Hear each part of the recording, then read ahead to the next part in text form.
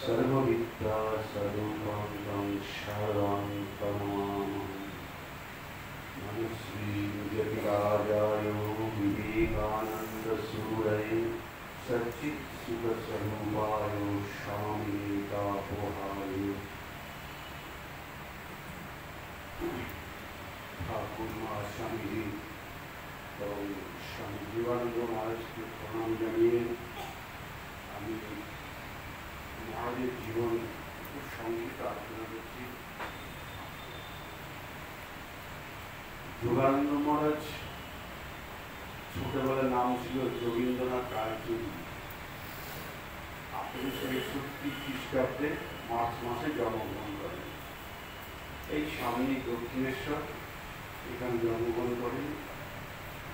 আর পিতার নাম ছিল নবীনচন্দ্র রায়চৌধুরী, সাবর্ণ রায়চৌধুরী বংশের। তখন তারা জমিদার ছিল, মানে পূর্বপুরুষ জমিদার ছিল, কিন্তু পরবর্তীকালে যারা মহারাজের পিতা হোক, তারা সেই জমিদার রক্ষা করা যে কৌশল সেটা তাদের ছিল না, যার ফলে কি হয়েছে তাদের ধন সম্পত্তি সমস্ত চলে যায়, শুধুমাত্র ঘরটুকু ছিল। আর মহারাজের পিতাও সেই টুকটাক ছোটখাটো কাজকর্ম করতো এইভাবে।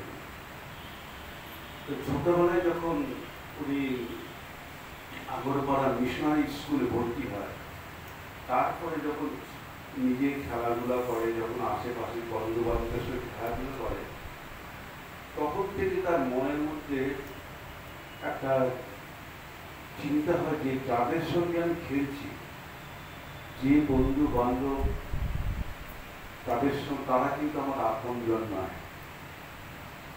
তারা আপনজন কে?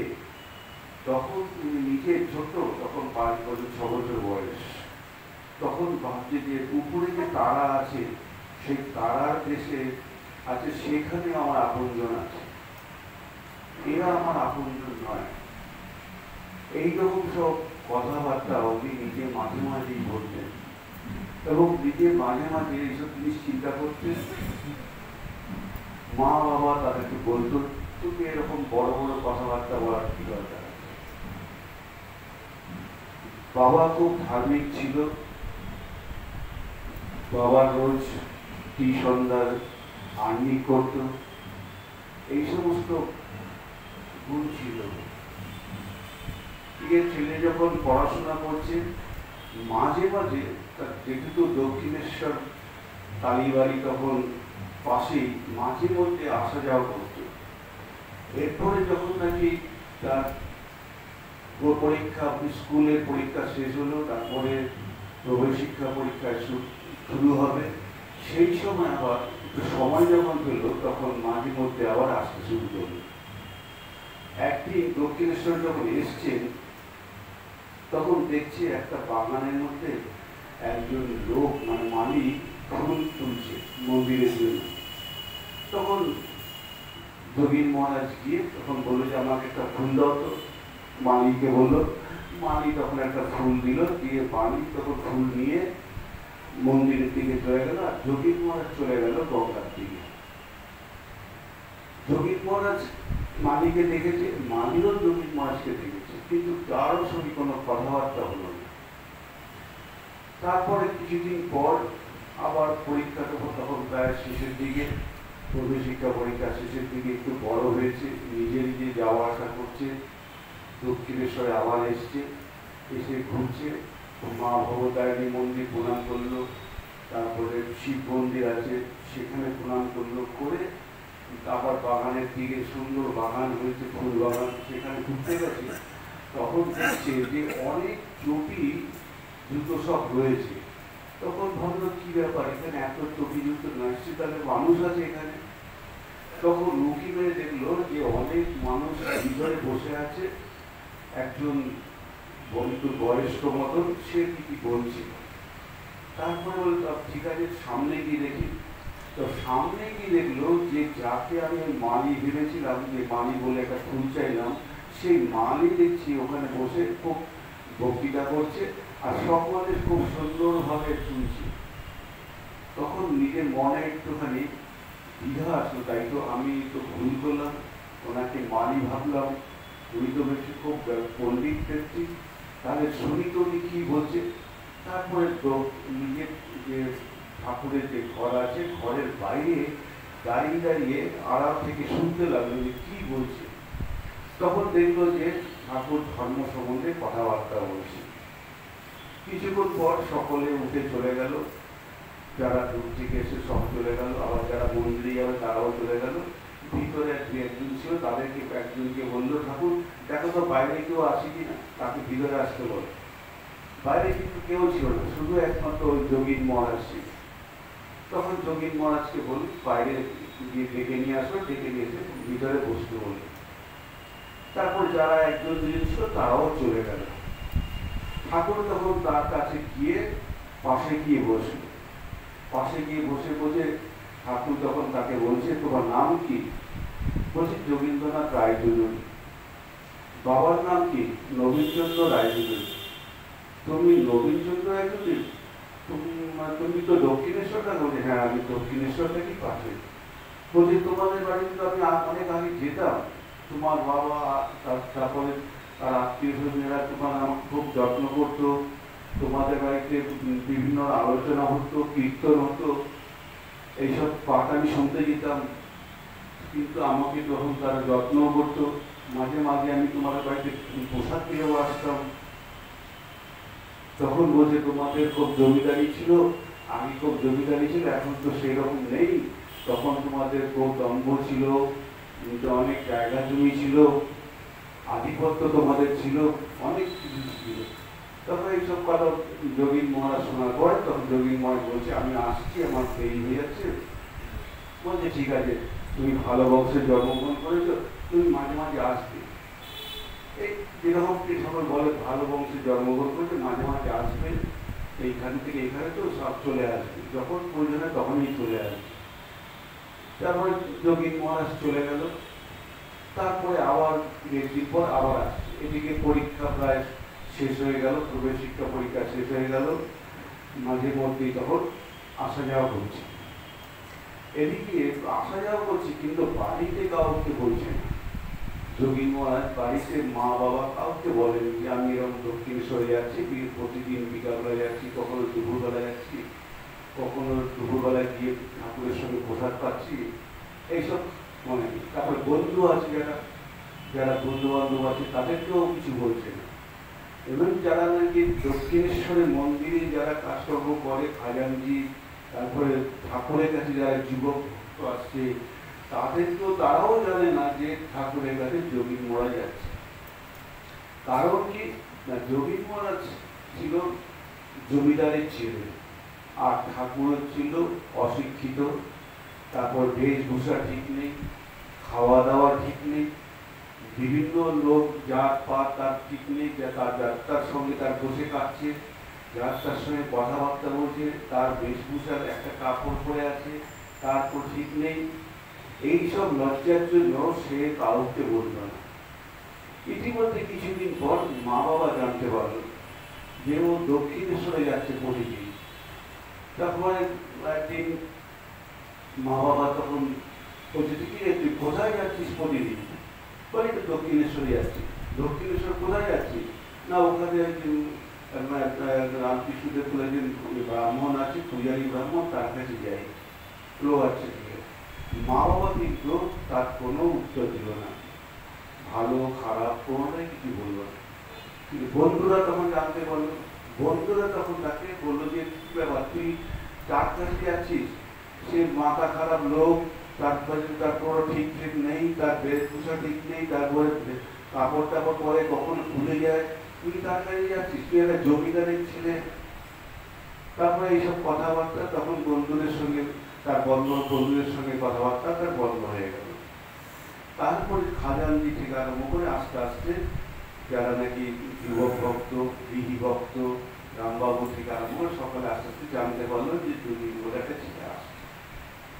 এরকম ব্যাপারে যখন আসছে, যাওয়া আসা করছে, মা তখন বললো যে কি তুই এরকম দক্ষিণেশ্বরে যাচ্ছিস, ভালো, তুই তাহলে কি পরে পড়াশোনা করবি? তোদের শিক্ষা পরীক্ষা তো হয়ে গেছে, তারপরে কি পড়াশোনা করবি? করলে পরে তুই ভর্তি হয়ে যা। বলছে না মা, পড়াশোনা করবো না, আমি কাজকর্ম করবো।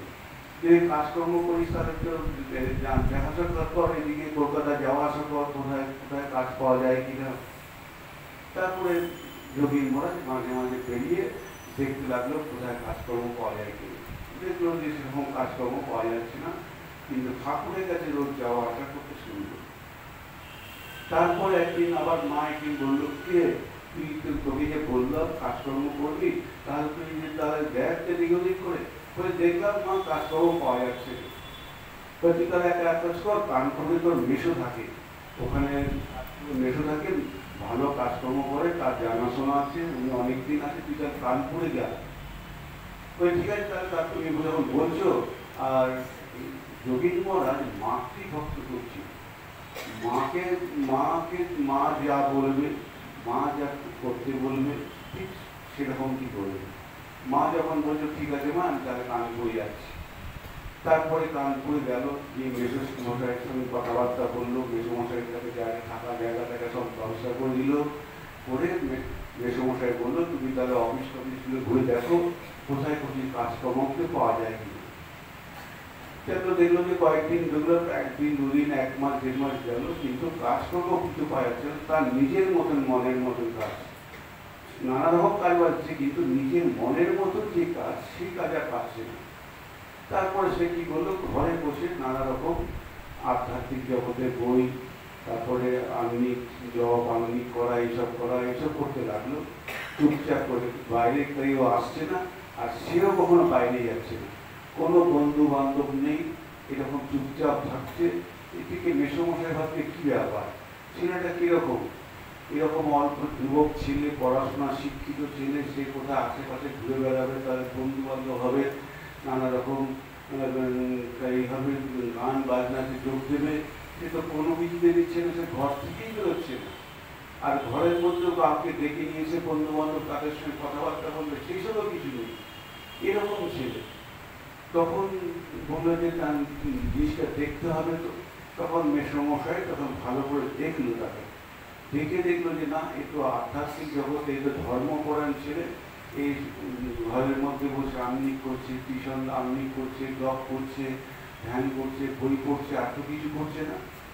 তখন ভাবলো যে এই ছেলে তো তাহলে পরে ঠিক থাকবে না। তখন বাবাকে, যোগীন মহারাজের বাবাকে কি দেখলো, দেখুন আপনি ছেলে পাঠিয়েছেন, কিন্তু সেই ছেলে কিন্তু ঠিক মতন এখানে থাকছে না, যদি এখন থেকে আপনার নজর না দেন, তার পরবর্তীকালে ছেলেদের থাকবে না আপনার ঘরে। তখন বাবা বললো তাহলে একটু মুশকিল হলো। তখন বাবা তখন আবার তাকে একটা চিঠি লিখলো ছেলেকে, যে বাড়িতে অসুস্থ, তুমি শিগগিরই চলে আসো। এরকম বাবা যখন চিঠি লিখছে, তাহলে বাবা আর মা বাড়িতে আছে, তার মা নিশ্চয়ই কিছু অসুখ হয়েছে। সঙ্গে সঙ্গে সে কি করেছে, তারপরের যে ট্রেন ধরে ব্যাক করেছে হাওড়ায় এসছে, হাওড়া থেকে দক্ষিণেশ্বর। বাড়িতে এসে দেখছি যে সব তো যেরকম আছে সব আনন্দ করছে, এই করছে, কেনাকাটি করছে, দৌড়াদৌড়ি করছে, এই করছে। তখন বলছে মা কি ব্যাপার, তুমি কি শরীর খারাপ চলেছে? না আমার তো কিছু হয়নি। বলছে যে বাবা যে চিঠি লিখলো যে বাড়িতে অসুস্থ, তুমি তাড়াতাড়ি করে চলে আসো। বলছে না আমার তো কিছু হয়নি। তখন মা বললো দেখ, এরকম তোর বিয়ের জন্য এরকম তোর বাবা একটা মেয়ে দেখেছে,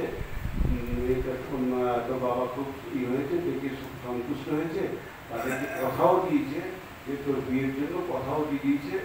বলছি তোমরা কথা দিয়ে দিলে, তোমরা আলোচনা করলে, আমাকে একবার জিজ্ঞাসা করলে না, কথা বললে না, আমাকে তো একবার বলতে পারছে যে তোর বিয়ের জন্য কথাবার্তা বলবো, তুই কি বলিস?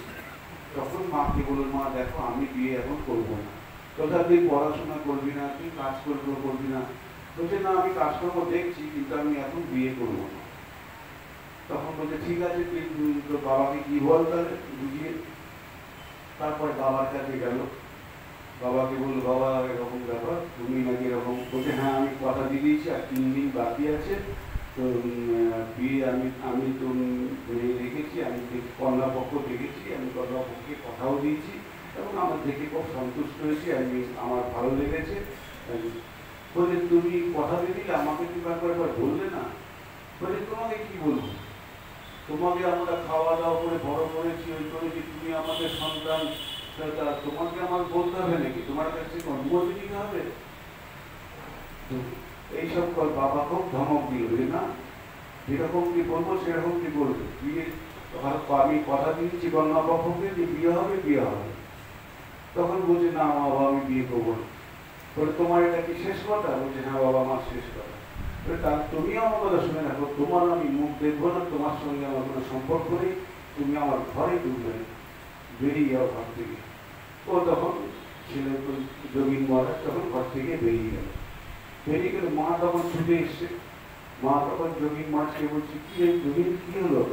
তো বাবা দেখলাম রেগে গেল, বলছে যে বাবা এরকম আমাকে ঘর থেকে বের করে দিল, বলছে তোর মুখ দেখবো না, তুই আমার ঘরে ঢুকবে না।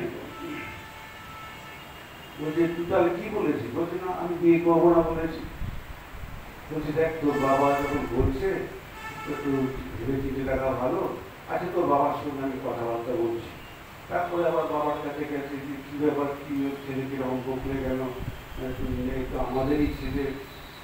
ও যখন বলছে 1 দিন পরে দেখা যাক, বলে না আমি কন্যা পক্ষকে 3 দিন সময় দিয়েছি, ও আসার পরেই আমি 3 দিন সময় দিয়েছি। আমরা জমিদার বংশের লোক, আমাদের একটা মান সম্মান আছে, ও এরকম করে মান সম্মান তুলতে হবে না। ও ছেলে মানুষ, ও বুঝবে না, তুমি সব ওর দিকে ছাই দেবে না, এরকম ওর মাকে বলে। তারপরে তখন উভয় সংকটে পড়েছে, ছেলেকেও ঠিক করছে না, মাকে তার ওর বাবাকেও ঠিক করতে পারছে। তারপরে রাত্রিতে সন্ধ্যা হয়েছে, রাত হয়েছে, এভাবে যোগী মহারাজ ঘরে বসে আছে। তারপরে মা গিয়ে পাশে বসেছে। মা গিয়ে বলছে দেখ তোর বাবা যখন বলছে তখন একটু রাজি হয়ে যায়। তখন বলছে না মা তুমি আমাকে এখন বলবে না, আমি এখন বিয়ে করবো না, পরে করবো, তুমি যখন বলছো পরে দেখবো আমি। বলছে না দেখ তোর বাবা কথা দিয়ে দিয়েছে, তোদের তো একটু বংশ মর্যাদা আছে, তোদের বংশ মর্যাদা আছে, অতএব একদিন তোর জমিদার ছিল সেই একটা বংশ সকলে তোর জানাশোনা আছে, আবার তোর বাবা কথাও দিয়েছে, তুই মেনে নে। তারপরে মা যেরকম পিঠে পিঠে হাত তার তোলাচ্ছে বা হাত পা তোলাচ্ছে, বলছে না মা তুমি আমাকে কিছু বলবে না, আমি এখন বিয়ে করবো না, পরে দেখবো কি হবে। তারপরে আস্তে আস্তে খাওয়া দাওয়া হয়েছে। রাত্রেবেলা আবার মা এসছে, পাশে বসতে দেখি 1 দিন চলে গেল, 8 দিন বাকি আছে। পাশে বসে তখন মা তখন কান্নাকাটি করছে, একটু চোখের জল পড়ছে। বলছে বাবা দেখ তুই না করলে কি, তখন তুই তোর বাবা কিছু একটা ঘটনা ঘটিয়ে বসলে তখন তো বিপদ হয়ে যাবে, তুই একটুখানি বোঝ। তো বাবার কথা, তোর বাবার বয়স হয়েছে, রেগে গিয়ে কোথাও কোথায় কিছু একটা করে বসলো, তখন কি হবে, তুই রাজি হয়ে যা। বলছে না মা তুমি আমাকে বিরক্ত করবে না, তুমি ঘুমাতে চলে যাও। কিন্তু এইরকমভাবে 10টা 11টা 12টা এরকমভাবে কান্নাকাটি করছে। তখন 2টো 2:30 বাজে, তখনও কান্নাকাটি করছে। তারপরে মা শেষ যখন নাকি দেখলো যে ছেলেকে বলছে না, তখন হাতটা দুটো ধরে মা তখন যোগীন মহারাজকে বলছে দেখ তুই যখন বলছিস তুই আমার জন্য বিয়ে কর, তোর জন্য করার দরকার নেই, তুই আমার জন্য কর। দেখ আমাকে তো বিভিন্ন কাজকর্ম করতে হচ্ছে, তো বিভিন্ন লোক মাঠে ঘাটে কাজ করে, তারাই যে খাওয়া দাওয়া করছে, তাদের রান্না বান্না করতে হয়, ঘরবাড়ি ঠিক সমস্ত কিছু আমাকেই করতে হচ্ছে, আমি তো একা করছি, তুই আমাকে আমার জন্য কর, তোর জন্য করতে হবে। তখন যোগী মহারাজ তখন বলছে মা ঠিক আছে তুমি যখন বলছো তাহলে আমি ঠিক আছে আমি বিয়ে করবো। তখন মা উঠে চলে গেল, গিয়ে তারপরে দিন বাবাকে বললো যে এরকম ব্যাপার, ও রাজি আছে, তুমি এরকম যেরকম যা কিছু কাজকর্ম করার তুমি কাজকর্ম করার। বিয়ে শাদী হয়ে গেল। তারপরে ঠাকুর এদিকে কি ব্যাপার, ছেলেটা তো আসছে না, বেশ কিছুদিন হয়ে গেল। এদিকে কানপুর থেকে এসছে, আসার পরও এসছে, তারপরে কি হলো, তারপরে আসা বন্ধ করে দিল। তারপরে সপ্তাহখানিক হয়েছে। তারপরে ঠাকুর তখন কাউকে বলছে দেখো তো এরকম ব্যাপার, যোগীন্দ্রনাথ রায়চৌধুরী এই ছেলেটা, একে গিয়ে তো বলবে তো যে এরকম ব্যাপার, একটু আসতে, যে আমি দেখেছি। সে তো আর আসে না। তারপরে মন্দিরের একটা কর্মচারী, বিশেষ কর্মচারী, তাকে বললো দেখো এরকম ও কানপুরে যাওয়ার আগে কিছু পয়সা নিয়েছিল, কিছু কেনাকাটা, কিছু পয়সা বেশি হয়েছিল, সেই পয়সাটা ফেরত আর দেয়নি। তাকে তো বলবে যে একটু পয়সাটা ফেরত দিতে, তাকে ডাকলেও আসছে না, আর পয়সাটাও ফেরত দিচ্ছে না। তারপরে গিয়ে সে তখন বললো যে এরকম ব্যাপার, যে তুমি এরকম ব্যাপার ঠাকুরের ওখান থেকে খাজানজির কাছে ঠাকুরের নাম করে এরকম পয়সা নিয়েছিল কালীপুর যাওয়ার আগে। ও যে হ্যাঁ নিয়েছিলাম। তো সে তো 4 পয়সা আছে, 4 পয়সা দিয়ে আসবো। বলে না এরকম ব্যাপার, ঠাকুর বলছে তোমাকে ডাকলেও আসছো না, আবার তুমি পয়সাটাও ফেরত দিচ্ছ না।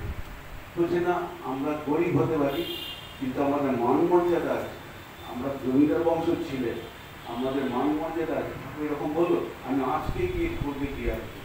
পয়সা 4 পয়সা বলে কথা, যে 4 পয়সার জন্য ঠাকুর এরকম বলছে, দিয়ে আসবো আর কি। তারপরে বিকালবেলায় একটু হন্তদন্ত করে এসছে, ঠাকুর তো বুঝতে পেরেছে, এসে বলছে এই না আমার পয়সা। বলে আর বস বস বস আগে বস। তখন ঠাকুরকে পাশে বসিয়ে হাতটা গুলাচ্ছি, কি কেমন আছিস কি, বলছে তার এতদিন আসছিস না কেন, অনেকদিন হয়ে গেল, তুই কানপুর থেকে এসছিস আমি জানি, তুই এখানে একদিন আসছি তারপর থেকে আর আসা বন্ধ। বলছে না আমার একটু বিয়ে শাদি করতে হয়েছে, বলছে তার জন্য তার লজ্জায় আমি আপনার কাছে আসছি না। কলকাতায় কি হয়েছে, বিয়ে শাদি করেছিস? বিয়ে তো আমিও করেছি, ওই তো আমার বউ আছে ওখানে রয়েছে, তো তার কি হয়েছে? 1 টাকা না 1 লাখ করলেও কিছু হবে না তো। তখন সে তো তখন অবাক হয়ে গেল, এইরকম সাহস, এরকম কথাবার্তা কখনো তো শরীর, সবাই তো বলছে বিয়ে শাদি করেছি, এবার টাকা পয়সা তো লাগবে, ওই লাগবে, এই করবে, এখন সংসার করতে হবে, এই করতে হবে, এইসব নানা রকম সব বলে। কিন্তু এই তো বলছে অন্যরকম। বলছে তাতে কি হয়েছে, বিয়ে করেছিস কি হয়েছে, এইসব। তখন মনের মধ্যে খুব জোর পেল। বলছে তুই আর কাজ করবি, তোর যদি সংসার করতে ইচ্ছা না হয় তাহলে পরে তুই কোনো চিন্তা করবি না, আর তোর তোর সহধর্মিনীকে বলবি যে তুই ওকে নিয়ে একবার তুই আসবি আমার কাছে, আসলে পরে আমি তাকে ঠিকঠাক করে দেবো, যেন তোর কাজে কখনো বাধা না হয়, তোকে সাহায্য করে সেরকম। তারপরে বলছে ঠিক আছে। তারপর থেকে একদম সুন্দরভাবে নিশ্চিন্ত হয়ে গেল, যে যে চিন্তা ভাবনা ছিল, যে ভাবছিল কি হবে কি হবে, বিয়ে করে ফেলেছি, যাকে এখন সংসার করতে হবে, সব কিছু যেটা প্রথম থেকে ভেবেছিলাম যে টাকা পয়সা করবো না, বিয়ে শাদী করবো না, সেটাই হলো। এখন থেকে সমস্ত মুক্ত হয়ে গেল, ঠাকুরের কাছে রোজ যাওয়া আসা করতে লাগলো। ইতিমধ্যে মা তখন আবার বলছে কে তুই এখন কাজকর্ম কর, বিয়ে শাদী করলি, তোর জন্য না হয় তোর বাবা খরচ করছিল, এখন তোর বিয়ে করেছিস, বউ আছে বাড়িতে, তাকে কিছু তার একটা খরচ আছে তো। তখন যোগী মহারাজ বলে দেখো আমি তোমাকে তো আগেই বলেছিলাম যে আমি এখন বিয়ে শাদী করবো না, পরে বলে তোমার জন্যই তো আমি বিয়ে করলাম। বলছে আমার জন্য বলি, তোর মনের ইচ্ছা আছে বলে তুই করেছিস, তুমি কি বলছো মা, তোমার কষ্ট হবে, তুমি নিজে আমাকে সারা রাত ধরে বসে আমার পাশে বসে কান্নাকাটি করছো, এই করছো, শেষে তুমি বললে যে এরকম আমার জন্য কর, আমার কাজের সুবিধা হবে, আর এখন তুমি আবার আমাকে উল্টো বলছি যে তোর নিজের ইচ্ছা আছে বলে তুই বিয়ে করেছিস। তখন সে একটু ঘাবড়ে গেল, মা এরকম বলছে, যে মাকে এত ভালোবাসে, এত ভক্তি করে, এত শ্রদ্ধা করে, বলছে মা তুমি আমাকে এই কথা বলছো, তোমার কথায় আমি সমস্ত কিছু রাজি হলাম, ই করলাম তো, আর তুমি আমাকে শেষ পর্যন্ত এরকম বলছো। তারপরের দিন সকালবেলায় ঠাকুরের কাছে গিয়ে বসছি। ঠাকুর বলছি কি একটা সকাল সকাল কি বলছে, না আমি আর বাড়িতে থাকবো না, এখানে থাকবো। কি হয়েছে কি, বলছে এরকম ব্যাপার, মা আমাকে বলছে যে তোর নিজের মনের ইচ্ছা আছে বলেই তুই বিয়ে করেছিস, কি হয়েছে কি পুরো বর্তমান। তখন বলছি যে এরকম কাজকর্ম ব্যবহার করতে বলছে, মা বলছে যে তুই কাজকর্ম করছিস সে বলছিস না, তাহলে সংসার চলবে কি করে, তোর সংসার আছে, তোর স্ত্রী আছে, তাদের কে দেখবে তারা। তখন মা বলছে যে নিজের ইচ্ছা কি করেছিস, এখন আপনি আমার ঘরে। বলছে তাই নাকি, আচ্ছা ঠিক আছে ঠিক আছে, পরে সব ঠিক হয়ে যাবে। তারপরে ঠাকুরের কাছে থাকলো, সেদিন থেকে আবার যাওয়া আসা করতে লাগলো। তারপরে ঠাকুরের কাছে সব সময় তারপর থাকতে শুরু করলো। বাড়িতে যাওয়া, তারপর বন্ধই করবি। ঠাকুরের কাছে যখন থাকলো তখন ঠাকুর আবার তখন তাকে যোগীন মহারাজকে এইবারটা তাকে নিজের মতো তৈরি করতে শুরু করে। ভোরবেলা ওঠা, যেগুলো সাধন ভোজন করা, তারপর আমি যেহেতু গায়ত্রী মন্ত্র আছে, কইতে হয়েছে গায়ত্রী মন্ত্র জপ করা, মন্দিরে নিয়ে যাওয়া, মঙ্গলারীতে বসা, সমস্ত কিছু প্রথম থেকেই আবার ঠাকুরটাকে নিজের মতন তৈরি করতে লাগে। তারপর একদিন ঠাকুর বাইরে যাবেন, ভক্ত পরিষদ নিমন্ত্রণ করে গেছে যে ঠাকুর আপনারা আমার একটু যাবেন, দুপুরবেলা খাওয়া দাওয়া করবেন। আর বলছে ঠিক আছে ঠিক আছে। তখন যোগীন মহারাজকে বলছে যে যোগীন চল, আজকে বলে গেছিল চল।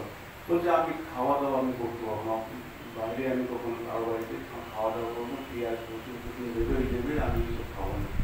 বলছে আচ্ছা ঠিক আছে আমার সঙ্গে চ।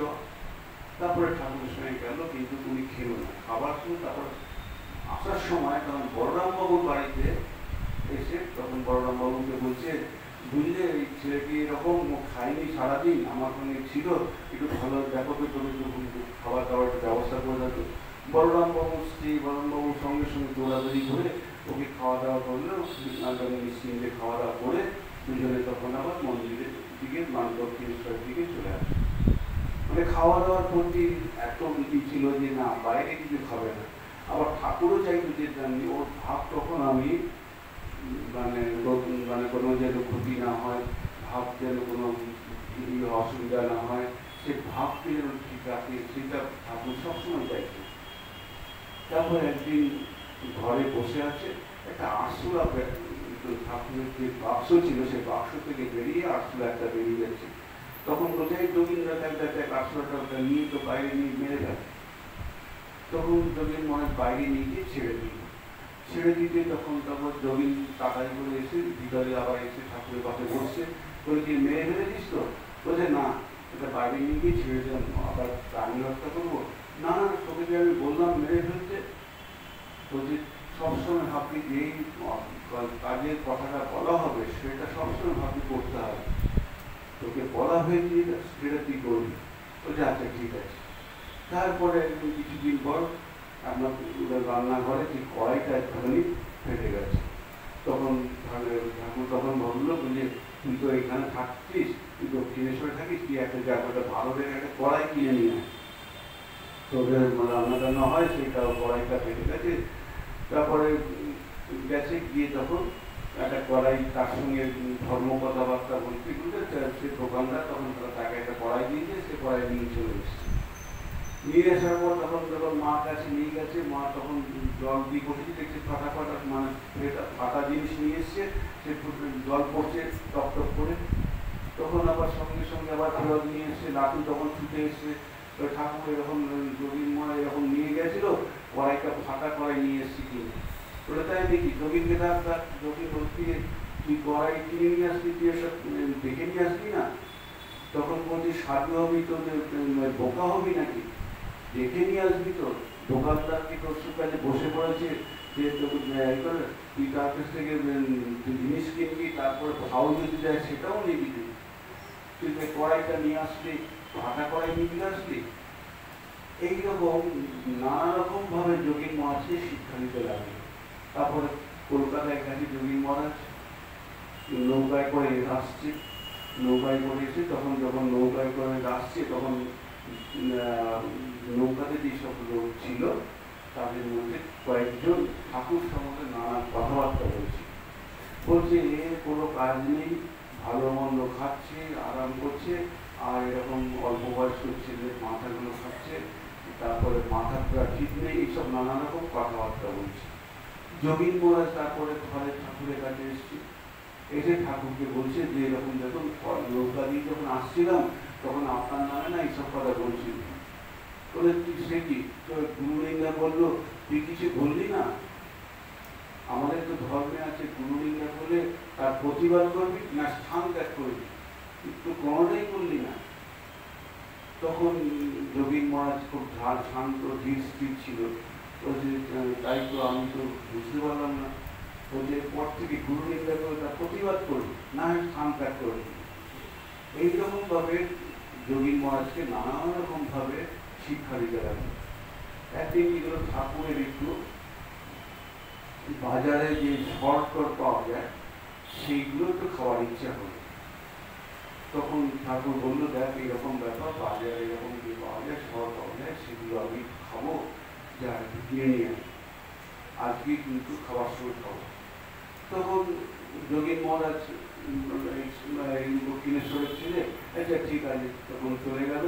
গিয়ে তখন চিন্তা করছে যে বাজারে জিনিস নিয়ে যাবো, যদি থাকে তাহলে ঠাকুরের পেট গন্ডগোল হয়ে যাবে, তার ছেলেকে ভালো করে তৈরি করে তারপরে একটু সুবিধা বর্ণামবাবু বাড়িতে চলে গেল।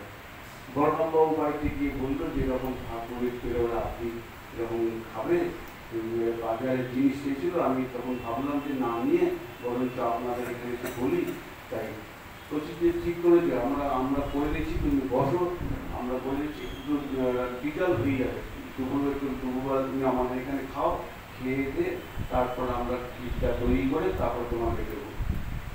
তারপরে দুপুরবেলা তারপর তৈরি করে তারপর বিকালে যখন দিয়েছে, বিকালে দিয়ে ঠাকুর গাড়ি দিচ্ছে।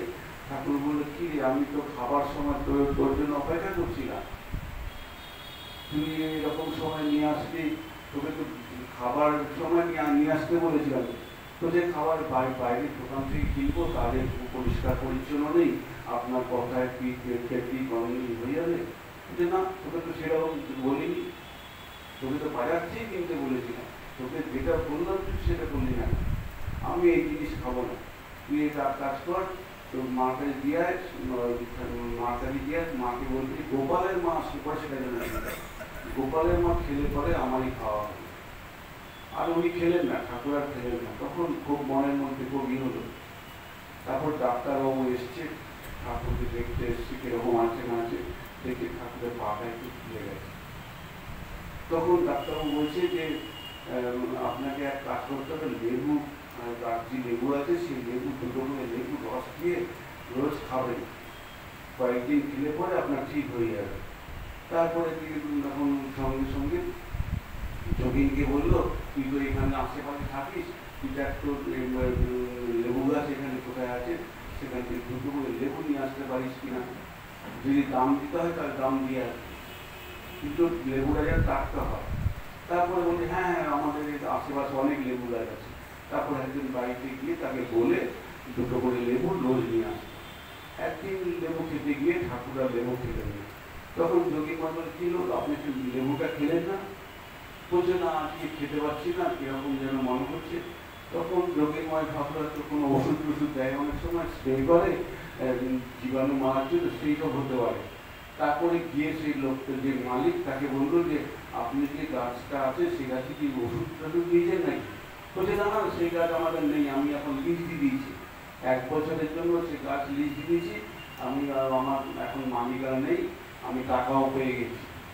বলছি, তখন আবার যোগী মহারাজ যার কাছে যে লিজ নেই তার কাছে গিয়ে বললো যে আপনার বাগান থেকে আমি দুটো লেবু রোজ নিয়ে যাবো, আমাদের এরকম এরকম একটু দরকার আছে, এরকম ডাক্তার খেতে বলেছে। বলে, হ্যাঁ হ্যাঁ, নিয়ে যান নিয়ে যান। বলে পয়সা লাগবে না, এমনি নিয়ে যাবে। তারপরে এসে ঠাকুরকে বললো এরকম ব্যাপার, যে ঠাকুর এরকম দরকারটা যে দোকান যেখান থেকে নিয়ে আসতাম নেবো, টাকা লিজ দেওয়া হয়ে গেছিলো বলে তার জন্য আপনার খেতে অসুবিধা হচ্ছিল, ওষুধ টষুধ না। বলছে, হ্যাঁ তাই ভাবছিলাম যে কেন আমার এরকম খেতে মন চাইছে না, হাত দিয়ে উঠছে না কেন, খেতে পারছি না কেন। এইরকম টাইপের মানে নানা রকম ভাবে ঠাকুর যোগী মহারাজকে শিক্ষা দিতে শুরু করলো। একদিন যোগী মহারাজকে বলছে যে দেখ, ধ্যান জপ এমনভাবে করবি যাতে কেউ দেখতে না পায়, কেউ জানতে না পায়, রোজ মন্দিরে গিয়ে বলবি, মঙ্গল আরতিতে বলবি, এরকম ভাবে নানা রকম ভাবে শিক্ষা দিতে হবে। তারপরে ঠাকুরের তখন গলা ব্যথাটা শুরু হলো, ঠাকুরকে তখন কাশীপুরে নিয়ে আসে, সেখানেও যোগী মহারাজ খুব সেবা করছে। একদিন যোগী মহারাজ জ্বর হয়ে গেল, তখন তারপরে যোগী মহারাজ জ্বর যখন হয়েছে, যোগী মহারাজ ওষুধ টষুধ যোগী মহারাজ খাওয়াতো। দেখে কি হচ্ছে, যোগী মহারাজ কি ঠাকুর বলছে, কি ব্যাপার যোগীর কথায়, যোগীর কিলো দেখছি না 2-3 দিন ধরে। তখন বলছে, না ওর জ্বর হয়েছে। তখন বলছি কেন জ্বর হলো কেন? বলছে এই খাওয়া দাওয়া ঠিক মতন করছিল না, সবসময় আপনার এখানে পড়ে আছে, আপনার পাশেই শুরু করছে এরকম ঠিক সময় মতন খেত না, তার জন্যই জ্বর হয়েছে। তখন নরেনকে ডাকলো, নরেন শোন, তুই এক আছে সবাইকে ডাক, ডাকলো তো দেখ তুই এখন থেকে সবাইকে বলে দে যে ঠিক সময় মতন খেতে হবে, ঠিক সময় মতন ঘুমাতে হবে। আমার হয়েছে তোরা আমাকে দেখছিস, কিন্তু তোদের যদি শরীর খারাপ হয় তাহলে কে দেখবে? এইরকম ভাবে ঠাকুর সবাইকে শিক্ষা দিতে লাগলো, যোগী মহারাজকে শিক্ষা দিতে লাগলো। তারপর একদিন যোগী মহারাজকে বলছে এই পঞ্জিকাটা বের করতো, পঞ্জিকা বের করলো, 25 তারিখ থেকে দেখে যা। তখন দেখে যাচ্ছে তখন যখন 86 সাল আসলো, তখন তারপরে যখন 16ই আগস্ট আসলো, এখানে স্টপ কর, 31শে শ্রাবণ পূর্ণিমা দিন সেখানে স্টপ কর, এখানে বন্ধ করলো, তারপরে রেখে দেবে। তারপরে যোগী মহারাজ ব্যাপারটা বুঝতে পারলো কি হলো, তারপর ওখানে বন্ধ করতে বললো, তারপরে কিছু বললো না। তারপরে দেখা গেল যে যেখানটা বন্ধ করতে বলেছে, যে পৃষ্ঠাটা বন্ধ করতে বলেছিল, সেই দিনই ঠাকুর সেই সময়ই থেকে রেখেছে। 16ই আগস্ট 1886 ঠিক 1টার সময়, ঠিক সেই সময় সেদিনটা পূর্ণিমা ছিল, হ্যাঁ শ্রাবণ পূর্ণিমা ছিল, সেই দিন সেই সময় ঠাকুর দেহ রেখেছে। তখন যোগী মহারাজ বলল যে তো আমাকে তো পঞ্জিকাটা বের করতে বলেছিল, আমি তো বুঝতে পারলাম না কিছু। এইরকম ভাবে ঠাকুর যখন দেহ রাখলো, তারপর এদিকে যোগী মহারাজ তখন ভাবলো যে আমি এখন কোথায় যাব, আমি তো বাড়ির থেকে চলে এসেছি, এদিকে কাশী গুরুদানপাটিতে বাড়ি ভাড়া সেটা তো বন্ধ হয়ে গেছে, আর ভাড়া দিচ্ছে না। তখন বাড়িওয়ালা এসে বলেছে যে আপনারা উঠে চলে যান, হ্যাঁ আপনারা এখানে থাকতে পারবেন না। তখন নরেন তখন কি করলো, আবার বড়নগর একটা অভ্যন্তরে বাড়ি দিয়ে সেখানে বাড়ি একটা ভাড়া নিয়ে সেখানে তখন সকলে মিলে সেখানে তখন উঠলো। এদিকে তখন যোগী মহারাজ তখন সেখানে গেল, যোগী মহারাজ এদিকে মা তখন বললো যে তখন মা তখন তীর্থে যাবে, তা কে যাবে? তখন নরেন বললো যে যোগী মহারাজকে বলে তুই যা মার সঙ্গে। মা বলতো অভেদানন্দ মহারাজ, তারপরে লাটু মহারাজ, তারাও বললো আমরাও যাবো মার সঙ্গে। তখন মার সঙ্গে তারা 3 জন আরো যারা গিরি ভক্তরা ছিল তারাও গেল, গিয়ে তখন মার সঙ্গে গেছে। গিয়ে যখন রাস্তা যখন ট্রেনে উঠেছে, ট্রেনে কিছু যাওয়ার পরেই যোগী মহারাজের প্রচন্ড জ্বর, সে ব্যাপারে মানে অজ্ঞান হয়ে যাচ্ছে। তখন যোগী মহারাজ তখন চিন্তা করছে যে এখন আমি কি করে মাকে নিয়ে যাবো, যদি রাস্তায় যদি আমার এরকম অবস্থা হয়ে যায়, যদি কিছু হয় তাহলে তো মায়ের পিছিয়ে যাওয়ার হবে না। কোথায় কাশি যাবে, কোথায় বেনারস যাবে, তখন কত অযোধ্যা যাবে, বৃন্দাবন যাবে, সব ঠিকঠাক করা আছে, যাওয়া হবে না। দুশ্চিন্তা খুব বেশি, রাস্তা তখন খুব গভীর রাত। সেই সময় দেখছি সামনে একটা বিরাট দৈত্যের আকার বিরাট চেহারা, সে দাঁড়িয়ে আছে। আবার কিছুক্ষণ পর দেখছে তার পাশে আবার ঠাকুর বসে আছে, সে দাঁড়িয়ে আছে। তো কখন তাকে নিয়ে যাবে, মারবে, তাকে নিয়ে যাবে, মরে গেলে তারপর তাকে নিয়ে যাবে যোগী মহারাজকে। আর ঠাকুর এসে বসে আছে চুপচাপ। তারপরে সারাক্ষণ যখন দেখলো, সকাল যখন হলো তখন দেখলো যে সে যে বিকট আকার যে একটা মূর্তি, সে তখন যোগী মহারাজকে বলছে দেখ তোর গুরুদেবের জন্য, পরমহংস গুরুদেব তোর পরমহংসের জন্য আপনি রক্ষা পেয়ে গেলি, যাক তুই তাহলে এক কাজ করবে। তখন মূর্তি দেখিয়ে বললো যে এই মূর্তি আছে, একে তুই রসগোল্লা দিয়ে পুজো করবে। তখন এই বলে সে চলে গেল। তারপরে ঠাকুর চলে গেল। তারপরে সকালবেলা যখন হয়েছে, যখন দেখলো ঘুম ভেঙে গেছে, তখন দেখলি যে জ্বরও নেই, শরীর সুস্থ হয়ে গেছে। তারপরে যখন দেখি ট্রেন নামলো, নেমে তখন রসগোল্লা কিনলো, তারপর মায়ের ভোগ দিল। বলছে তখন যোগী মহারাজ বলছে মনে হচ্ছে শীতলা মা, তখন শীতলা মায়ের পুজো বেঁধে দিল, রসগোল্লা দিয়ে আবার ট্রেনে উঠলো। ট্রেনে উঠে একদম কাশীতে গেলে পৌঁছালো, কাশী দর্শন করে তারপরে অযোধ্যা মথুরা হয়ে বৃন্দাবনে এসে বসলেন।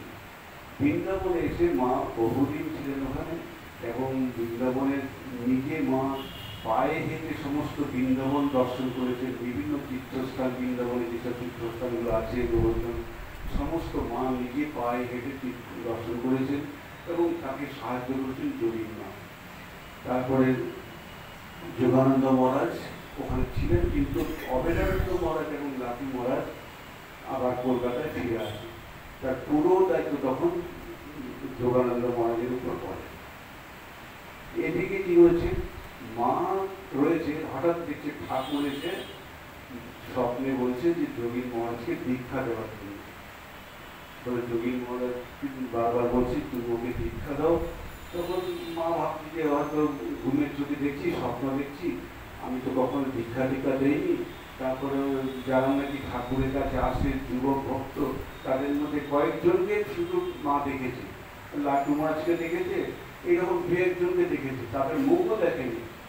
আর তাকে দীক্ষা দেবে কি এইরকম, তখন এরকম মা তখন প্রথম দিন বললো, দ্বিতীয় দিন গেল, দ্বিতীয় দিন তখন তোমাকে যে বলছে তুমি তাকে দীক্ষা দাও, তুমি দিচ্ছ না কেন? বলো আচ্ছা ঠিক আছে ঠিক আছে। তারপরের দিন তখন যোগীন মহারাজকে ডাকলো, বলছি শোন আচ্ছা দীক্ষার জন্য। তখন বলেছি ঠাকুর তোমাকে কিছু দীক্ষা টিক্ষা দিয়েছে? বলছে না আমাকে তো কিছু দীক্ষা দেয়নি।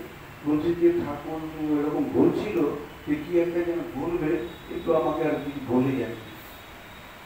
ঠিক আছে আমি তোমাকে যখন ডাকবো তুমি স্নান টান করে রেডি হয়ে থাকো, আমি যখন ডাকবো তখন চলে আসবো। তখন মা তখন স্নান মানে মুখ পুজোতে বসলো, পুজোতে বসে যোগানন্দ মহারাজকে ডাকলো, ডেকে যোগানন্দ মহারাজকে প্রথম দীক্ষা দিল, মায়ের প্রথম সন্তান এবং দীক্ষা তখন মা এই শুরু করল, প্রথম যোগানন্দ মহারাজকে দীক্ষা দিল। তারপরে যোগানন্দ মহারাজ আবার মাকে নিয়ে আসলো, নিয়ে এসে আবার আটপুরে গিয়ে সন্ন্যাস নিল, নাম হলো স্বামী যোগানন্দ। এদিকে মার সঙ্গে কিন্তু যোগানন্দ মহারাজ অতপ্রতভাবে সবসময় জড়িয়ে ছিল। একদিন শরৎ মহারাজ মানে স্বামী সারদানন্দ মহারাজ যোগানন্দ মহারাজকে বলছে যোগীন দেখ, ওরা মানে আত্মীয় ছিল শরৎ মাস। আর তখন যোগানন্দ মহারাজকে বলছে দেখ আমি নরেনের কথা আমি কিছু বুঝতে পারি না, নরেন কি বলে না বলে আমি কিছু বুঝতে পারি না। বলে তুই নরেনের কথা তুই ছেড়ে দে, তুই মাকে ধরে থাক। তখন যোগানন্দ মহারাজ শরৎ মহারাজকে আবার মায়ের কাছে নিয়ে যায়, মায়ের কাছে নিয়ে মাকে পরিচয় করে দেয়। মা তখন দেখে যে শরৎ মহারাজকে দেখে ছিল, তারপরে আবার শরৎ মহারাজকে এইরকম শরৎ মহারাজ এই প্রথম মার কাছে যাওয়া শুরু করল। তখন যোগীন মহারাজ এদিকে কি করলো, মায়ের জন্য কি করলো, মা প্রতি বছরই জয়রামবাটি গিয়ে বাসন মাজার জন্য ওই জগদ্ধাত্রী পুজো হবে, সে পুজোতে মাকে বাসন মাজতে হতো, জিনিসপত্র জোগাড় করা, ওই করা, সমস্ত দিয়ে করতে হতো। যোগীন মহারাজ বলে দেখো তোমাকে এখন বাসন মাজার জন্য যেতে হবে। তখন মা বলছে কি করবো, তাহলে যেতে হবে না? বলছে না। কি করে তাকে বাঁধবে কে? বলে মাজার জন্য আমি নতুন কাঠের বাসন সব করে দিয়েছি, আর তোমাকে বাসন মাজার জন্য এমনি যেতে পারো, কিন্তু বাসন মাজার জন্য গিয়ে এরকম এক গাদা বাসন মাজতে হবে, এই করতে হবে, সেসব কিছু করতে হবে। তারপরে আবার বললো যে আমি এরকম 3 বিঘা জায়গা আমি কিনেছি, কিসের জন্য না জগদ্ধাত্রী পুজো হবে, সেই পুজোতে যে খরচ হবে সেই জায়গা 3 বিঘা জায়গাতে চাষবাস হবে, যা ফল টল ধান চাল হবে সেইগুলো বিক্রি করে যে টাকা পয়সা হবে সেই টাকা পয়সা দিয়ে জগদ্ধাত্রী পুজো হবে, তোমাকে আর ওইসব চিন্তা ভাবনা করতে হবে না। এইরকম মাকে এত ভালোবাসত, এত নজরে রাখতো। তারপরে শীত পড়েছে, মার জন্য একটা তোষক করেছে, মাকে বলছি যে মা এরকম তোষকটা করে নিয়ে এসছি, এটা তোমার রাত্রেবেলা তোমাকে শোবার সময় এটা রাখতে হবে। আর যোগীন মহারাজ দিয়েছে, মা সুন্দরী। তখন মা বলছে দেখ অনেকে আছে, অনেকেই নেই, তারপরে আশেপাশে মানে নিজের ঘরে যারা আছে তার ভাই তাই আত্মীয় স্বজন তাদেরও নেই। মা তখন বলছে ঠিক আছে সেটা পরে দেখা যাবে, তুমি আগে এটা শোক, তারপরে আমি দেখবো, তারপরে আমি পরে দেখছি ওটা। এইরকম ছিল পরবর্তীকালে যখন নাকি বেশ মানে যোগীন মহারাজ যখন দেবু রাখে, তারপরে মা একদিন বলছে যে এই তোষকটা নিয়ে গিয়ে বলছে এই তোষকটা নিয়ে গিয়ে কভারটা আছে সেটাকে ছাড়িয়ে দিয়ে একটু মেরে টেনে তুলো দিয়ে আরেকটা নতুন করে দেয়। কিছুক্ষণ বলছে না না না না ওটা থাকুক, ওটা দেখলে পরে আমার যোগিনকে মনে করে ওটা রেখে যেরকম দিয়েছে সেরকম দিয়ে দেবে। এইরকম ছিল মায়ের স্নেহ যোগিনের প্রতি। আবার যোগানন্দ মহারাজ মাকে মা বলে একদম জগদ্ধাত্রী মা ছাড়া তিনি ভাবে। গিরিশবাবুকে বলছে যে মাকে মা সাধারণ মা নয়, গিরিশবাবুকে নিজে নিয়ে গেল মার কাছে গিয়ে মাকে মাসখানি থাকার পর গিরিশবাবুর মনের যে দুঃখ কষ্ট সব চলে গেল। এইরকম ছিল মার কাছে। তারপরে এদিকে স্বামীজি ফিরে এসছে, স্বামীজি বিদেশ থেকে এসছে, ফিরে এসেই স্বামীজি তখন বলছে যে সঙ্গ ব্যতীত কোনো কাজ করা যাবে না। যদি ভালো কাজ করতে হয়, বড় কাজ করতে হয়, তাহলে সঙ্গ যায়, সঙ্গ ছাড়া কোনো কাজ করা যাবে না। এদিকে তখন বলরামবাবুর বাড়িতে রামকৃষ্ণ মিশন প্রতিষ্ঠা করলো। করে স্বামীজি তখন বললো যে গৃহ ভক্তরা আছে, যুবক ভক্তরা আছে, সকলে মিলেই রামকৃষ্ণ মিশন প্রতিষ্ঠা করলো। তখন বলছে এই মাধ্যমে আমরা সেবামূলক কাজকর্ম করবো, গরিব দুঃখীদের সেবামূলক কাজকর্ম করবো। যোগানন্দ তখন হয়ে গেছে, মিটিং সব হয়ে গেছে। তারপরে যোগানন্দময় বলছে নরেন এই তুমি বিদেশ থেকে এসছো, এসে তুমি এইসব সংগঠন করছো, রামকৃষ্ণ মিশন করছো, এইরকম তো ঠাকুর বলেনি। ঠাকুর তো আমাদেরকে কখনো বলেনি কি স্কুল কলেজ কাজ করতে হবে, কাজ করতে হবে, গরিব দুঃখীদের সেবা করতে হবে, এই করতে হবে। তোরা তাহলে ঠাকুরকে তাহলে কি বুঝেছিস? ঠাকুরকে তোরা যেটুকু বুঝেছিস ঠাকুর ওইটুকু, ঠাকুরের চেয়ে অনেক বিরাট, সারা বিশ্বময় ঠাকুরকে ছড়িয়ে দিতে হবে। তোদের মধ্যে ঠাকুরকে রেখে দিলে হবে না। ঠাকুর সমস্ত ব্রহ্ম বড় বিশ্বময় চারদিকে ছড়িয়ে দেবো আমি ঠাকুরকে। এইরকম কথাবার্তা হতে হতে স্বামীজি তখন বাইরে যাবে, তখন মিটিং ছিল, স্বামীজি বাইরে বেরিয়ে যাবে। তারপরে আবার এসে মহর্ষি দেবেন্দ্রনাথ ঠাকুর শাস্ত্রী বাবুকে পাঠিয়েছে, এরকম ব্যাপার যে নরেনের কাছে পাঠিয়েছে, যেরকম নরেনকে গিয়ে বলো যেরকম ব্যাপার, প্রিয়নাথ শাস্ত্রী সে নরেনকে গিয়ে বলো যেরকম ব্যাপার, সে যেন তাদের একটা গ্রুপ ছিল, দল ছিল, সেই দলে যেন আসে। মহর্ষি দেবেন্দ্রনাথ বাবু পাঠিয়েছে, স্বামীজি বসেছে, তার সঙ্গে শাস্ত্রী মানে প্রিয়নাথ শাস্ত্রী বাবু কথাবার্তা হচ্ছে। কথাবার্তা হতে হতে তখন বলছে প্রিয়নাথ শাস্ত্রী বলছে দেখুন আপনাদেরকে আমরা আপনার কথা আপনার বক্তৃতা আমরা শুনেছি, আমরা সমর্থন করছি, কিন্তু একটা জিনিস আমরা আপনার মেনে নিতে পারছি। কি জিনিস? বলছে আপনারা ঠাকুরকে অবতার বলছেন, ভগবান বলছেন, এইটা আমরা মেনে নিতে পারছি। তখন স্বামীজি বলছে কোথায়, আমি তো অবতার বলে কোনো লেকচার দেইনি। ঠাকুর যে অবতার সেই রকম কোনো লেকচার আমি কোথাও দেইনি। তারপরে বলছে আচ্ছা ঠিক আছে, তাহলে তো ঠিকই আছে, তাহলে পরে আপনাদের সঙ্গে আমাদের মত মিল আছে, এই বলে চলে গেল। তারপরে যোগানন্দ মহারাজ ওই কথা শুনে তখন নরেনকে ধরেছে, নরেন ভাই তুমি কি বললে? ঠাকুর অবতার নয়, তোমাকে তো ঠাকুর নিয়ে এসছে, ঠাকুর তোমাকে নিয়ে এসছে বলে তুমি এখন সারা বিশ্বে তুমি ঘুরে বেড়াতে পারছো, তুমি এখন বলছো ঠাকুর অবতার নয়। তখন আবার নরেন বলছে যে আমি প্রচার করেছি বলে তো ঠাকুরকে সকলে চেনে, ঠাকুরকে তোরা কি চিনেছিস? তোরা তো এইখানে মঠের মধ্যে রয়েছিস, এইটুকু জায়গার মধ্যে রয়েছে, এইখানেই তোরা রয়েছে। আমি তো সমস্ত বিশ্ব ব্রহ্মাণ্ড ঠাকুরের নাম প্রচার করছি। এইরকম বলছে। তখন স্বামীজি গম্ভীর হয়ে গেল, মনে খুব আঘাত পেল যে অনেক সাধু ভাই তারা তার প্রতিবাদ করছে। তখন স্বামীজি বলল দেখ, যদি ঠাকুর মনে করে যে বিবেকানন্দ আরো বিবেকানন্দ হলে লাখ লাখ বিবেকানন্দ তৈরি করতে পারে, এই বিবেকানন্দ কি বলছিস, লাখ লাখ বিবেকানন্দ তৈরি করতে পারে, এইরকম ভাই বললো। তখন আবার এখন কিছুক্ষণ পরে বলছি যে দেখ ঠাকুরকে তোরা যেটুকু বুঝিস সেইটুকু নয়, কাজটা করছি, ঠাকুরের কথাই করছি, ঠাকুরের কাজই করছি আমি, এইরকম ভাবে বলে তখন স্বামীজি চোখে জল পড়তে পড়তে ঘরে ঢুকে গেল, ঢুকে গিয়ে ধ্যান করতে বসল।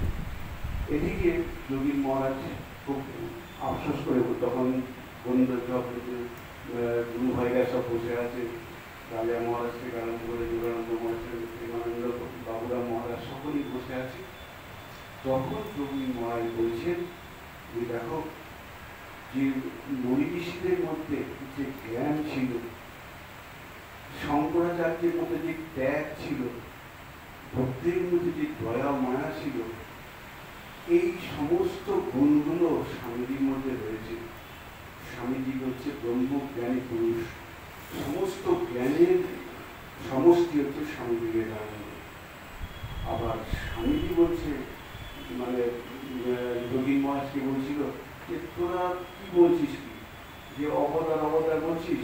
স্বামীজি বলছে যে যে বেদ বেদান্ত যত বই আছে, ঠাকুর হচ্ছে সমস্ত বইকে সমষ্টি করলে বেদ মূর্তি, সে বেদের সমষ্টি যা হয় বেদের মূর্তি, সেটা হচ্ছে ঠাকুর।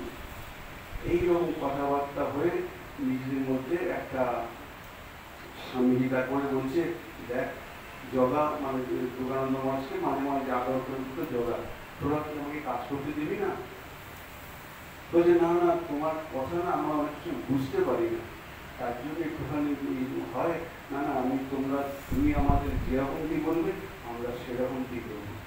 তো ঠিক আছে, যা এই সে পশ্চিম পারে আমি একটা জায়গা শুনেছি, একটা জায়গা আছে, তুই সেই জায়গাটা দেখা, জায়গাটা কিরকম, জায়গাটা মানে কেনার ইচ্ছা আছে, তুই দেখে এসে যেরকম বলবি সেরকম।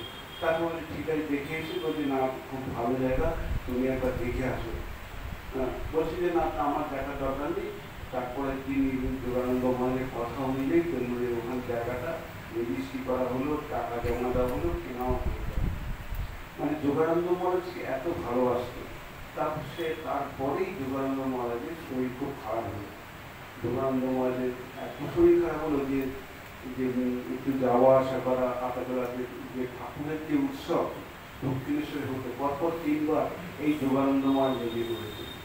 তারপরে এবার যখন নাকি দক্ষিণেশ্বরে অনুমতি দেওয়া হলো না, বেলুড়ে করা হলো, বেলুড়ে একটা যাদের বাড়ি আছে সেখানে, ভক্তের বাড়িতে, সেখানে ঠাকুরের উৎসব করা হলো, সেখানে আর যোগানন্দ মহারাজ যেতে পারবে না, মানে এত শরীর খারাপ হয়ে গেল।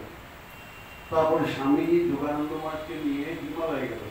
হিমালয়ে গিয়ে যোগেন তুই এখানে থাক, তোর স্বাস্থ্য একটু ভালো হবে, তারপরে তুই এখান থেকে নিচে নামবি। স্বামীজি যখন নিচে নেমে চলে এসছে, তার 2 দিন পরে যোগানন্দ মহারাজ আবার চলে এসেছে। যোগানন্দ মহারাজ আসার পরে কি হলো, দেখা গেল যে তার শরীর আরো দুর্বল হয়ে গেল। এমন হলো যে ওখান থেকে কলকাতায় আসতে পারতেন। তারপরে কলকাতা থেকে মঠ থেকে গিয়ে যোগানন্দ মহারাজকে নিয়ে আসলো। এমন শরীর খারাপ হলো যে বিশ্বের মধ্যে যে মুখ দিয়ে যে দাঁত আছে, দাঁতের পাশ দিয়ে রক্ত বেরোতে শুরু করলো। তখন তখন স্বামীজি তখন বিদেশ থেকে চিঠি লিখবে রাখাল মহারাজকে, যে রাখাল যোগিনের জন্য যা পয়সা টাকা পয়সা খরচ করবি, ভালো ডাক্তার দেখাতে হয় ডাক্তার দেখাবি, রোগ যেন ঠিক মতন তাড়াতাড়ি করে সেরে যায়। তারপরে কিন্তু রোগ আর সামনে না। তারপরে যোগী মহারাজকে এত ভালোবাসত স্বামীজি, যোগী মহারাজকে বলছে, যোগী তুই বেঁচেও আমি মরে যাই, তুই বেঁচেও। এই এত মানে স্বামীজি, তার স্বামীজি যোগী মহারাজকে ভালোবাসত। তারপরে মহাপুরুষ মহারাজ পাশে এসে বসেছে, বসে বসে যোগী মহারাজকে বলছে, তুমি তো এখন খুব কষ্ট পাচ্ছ, ঠাকুরকে কি মনে পড়ছে এখন? কারণ অনেক সময় দুঃখ কষ্ট যখন পায় তখন ঠাকুরকে ভুলে যায়। বলছে খুব বেশি খুব বেশি খুব বেশি, মানে এত বেশি যে ঠাকুরকে সব সময় দেখছি আমি, এইরকম। তখন মানে তখন মহাপুরুষ সমাজ খুব আনন্দ পেল। এদিকে কি হয়, যখন নাকি একটু অসুস্থ, দাঁত দিয়ে যখন রক্ত বেরোয়, মুখে রক্তগুলো জমে যায়, তখন কি হয়, সেবক যারা আছে তাদেরকে তখন পায় না, তখন রেগে যাচ্ছে সেবকরা। তারপরে আসলে পরে সেই রক্তগুলো আবার ফেলতে হচ্ছে, ফেললে পরে তারপরে একটুখানি তখন রেগে গেলে পরে নানা রকম কথা বলছে সেবককে, যে তোরা কোথায় থাকিস, আমি একটুখানি এবং কষ্ট পাচ্ছি চলে গেল। তখন সেবক আবার একটু দুঃখ পেয়ে চলে যেত। আবার পরে মহারাজ দেখে তাদেরকে বলে, দেখ আমি একটু অসুস্থ হয়েছি, একটু মন টন খারাপ, তোরা বলে কিছু করিস না, কাজ করিস না। বলছি না না না, আমরা সেবা করছি, আমাদের তো ভাগ্য, সৌভাগ্য আমাদের।